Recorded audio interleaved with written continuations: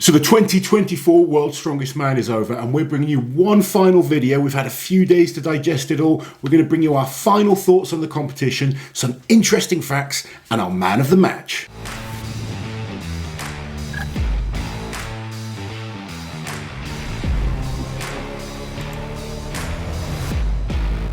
So before this World's Strongest Man kicked off, there was a lot of comments saying, oh, it's a weak show, you know, that we're not going to see the best guys. And yeah, we did have some big names missing. However, we had some incredible new athletes enter this year's World's Strongest Man. And not just perform well, but perform exceptionally well. And I think we have some big stars in the future, not just with some of the athletes that were here, athletes that are trying to qualify as well. And I think it's so important right now that we do have a system that gets the new athletes to World's Strongest Man. We can't rely on inviting old has-beens. Oh my goodness. And what I mean by that is, you know, you've got to be proving that you're good enough within a certain time frame. No, I agree with that, yeah. And, you know, I think I feel very strongly about this because you can't base someone's performance this year on what they did 2 years ago. Mm-hmm. So it's important that athletes are proving that they deserve to be there, because the likes of Tristan Ho, who came 5th at this year's World's Strongest Man, only got invited 2 weeks ago. I know, yeah. And we have to give these up-and-coming athletes the opportunity to perform and to show what they're capable of in these top competitions. So I feel it's important that we develop a better qualifying system across the world. There is things in place. It's much better than it used to be. So I'm not saying, you know, things aren't good, because we have the official Strongman games. We have the qualifiers through the Giants live comps. But even those need to improve in terms of how we feed more athletes into it, because the talent pool in Strongman right now is huge. And I, for one, want these new athletes getting the opportunities because they are the future big stars. Right, negatives out the way. Okay. Let's focus on the positives. Now, one thing we are seeing right now is a rivalry building. Yes. Mitch Hooper and Tom Stoltman are the new generation rivalry, and I think sport needs a big rivalry. If you want to see the big numbers watching these competitions, having a rivalry makes it interesting. Now, we've had a few years of different athletes winning World's Strongest Man, but for the last 4 years, it's pretty much been the same two guys either battling each other or winning the competition. I mean, 4 years now, Tom Stoltman, 3 World's Strongest Man titles, Mitch Hooper, last year's World's Strongest Man winner. They are pretty much on the podium battling each other in most competitions. They are 5-4 head-to-head. I think this rivalry, let's remember, they're 28 and 29 years old. Yeah, I know. This could be a rivalry for the next 5, 6, 7, 8 years. We could have so many interesting battles between these two athletes, and I do find that exciting. We had 8 years of Zydrunas and Brian dominating World's Strongest Man. Now we're at 4 between these two. And although we have some fantastic other athletes, it's hard to see one of these not winning major titles. It is, but we have seen, to be fair, at Giants Live last year, Evan Singleton beating both of these guys. It can happen. It's just when they are completely focused on a competition and the prep for that competition, they're very, very hard to beat. Absolutely. And you mentioned Evan there. He really is stepping up every time we see him at World's Strongest Man. For a few years, struggled at Worlds. Last year, he came 5th. This year, he's on the podium for the first time.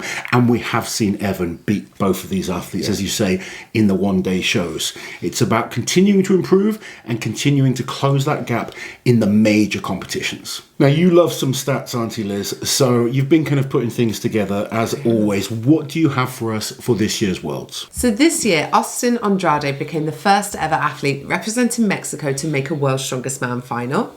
And speaking of another rookie, Tristan Ho won his group in his rookie year. He is one of only 4 men who have managed to do that in the last 15 years.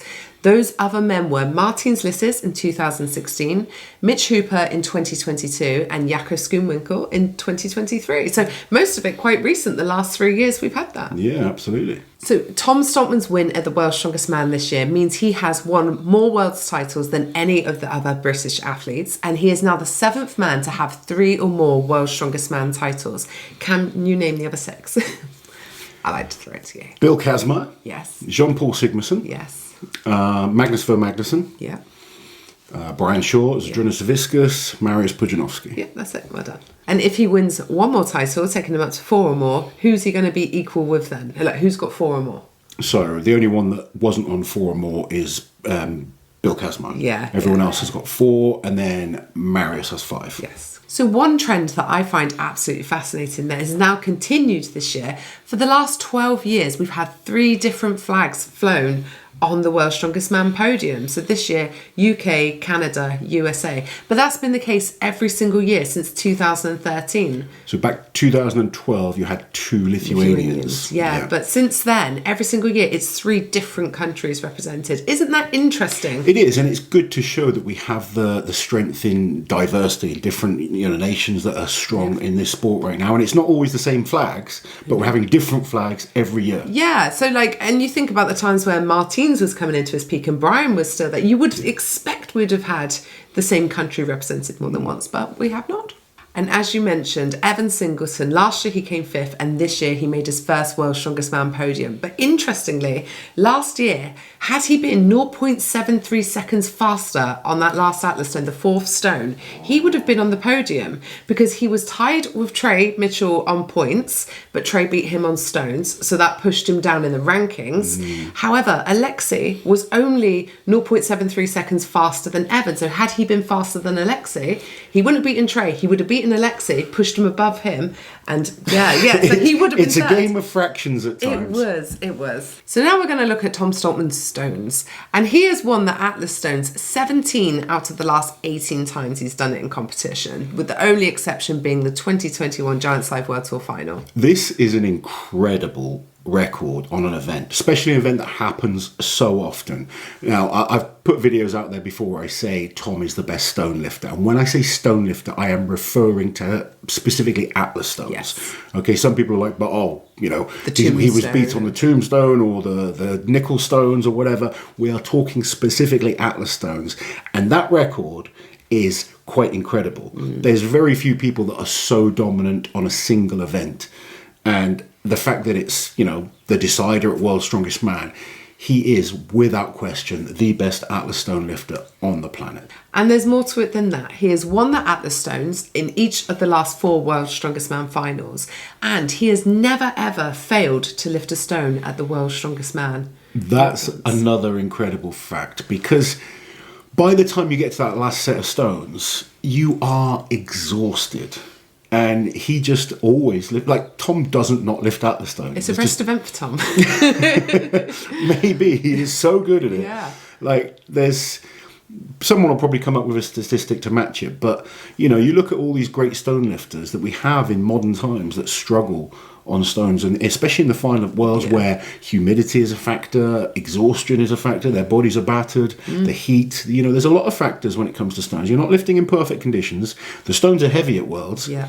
Not a problem for Tom Stoltman. So this is the 4th year in a row that they've done the stone off with exactly this format. Yeah. And up until this year, 13 of the 15 athletes who had the 2nd place advantage progressed to the final, with the exceptions being Brian Shaw, who came from 3rd place in 2022, and Gabriel Rayom, also in 2022, came from 3rd place.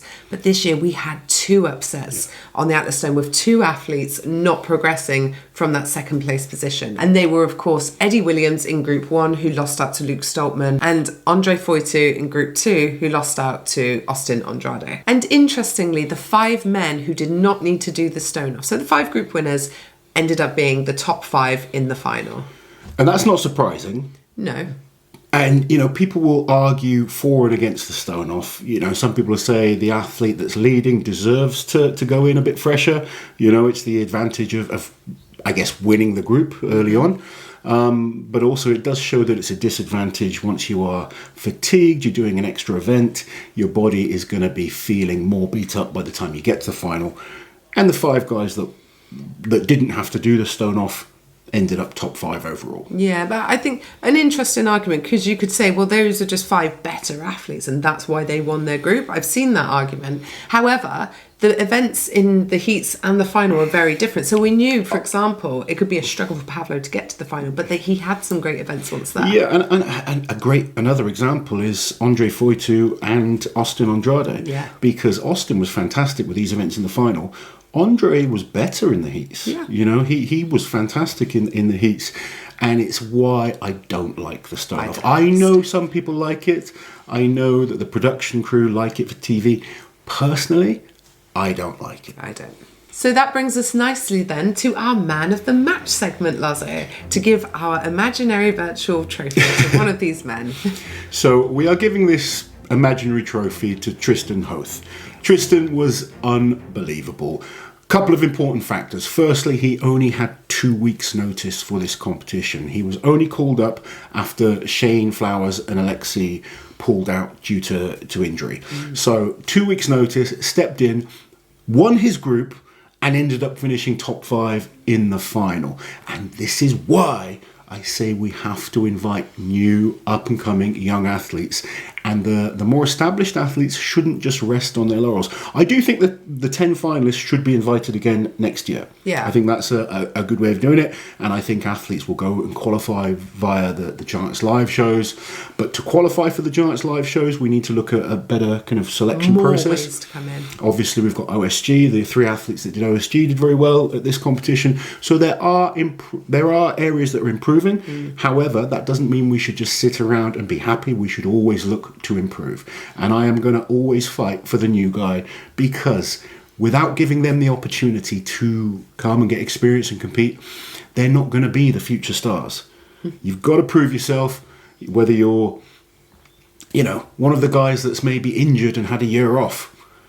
We had some guys that were injured, they've come back quickly, they're not in shape yet. And that's the way it is. Doesn't mean they can't get back to shape. And I think when an athlete is hungry, they push harder and they're better. Yeah. So I think if we make it hard to get to World's Strongest Man, make it about who is the top 30 right now, we're going to have some incredible battles. Congratulations to Tristan. Congratulations to all the new athletes. In fact, not just the ones that made the final, but to every single athlete that got to Worlds. I tell you guys this, do not rest on your laurels. Do not expect to be invited back next year. Go and work hard, improve, earn that spot, and then come back and do even better than you did this year. Massive congratulations to Evan Singleton getting his first podium. Big congratulations to Mitch Hooper. I'm always proud of Mitch. He fought hard until the very end. He's got another podium. But finally, a huge congratulations to the 3-time winner of World's Strongest Man, Tom Stman. We salute you. You did an amazing job this weekend, or this week, at World's Strongest Man, and you thoroughly deserve that 3rd title.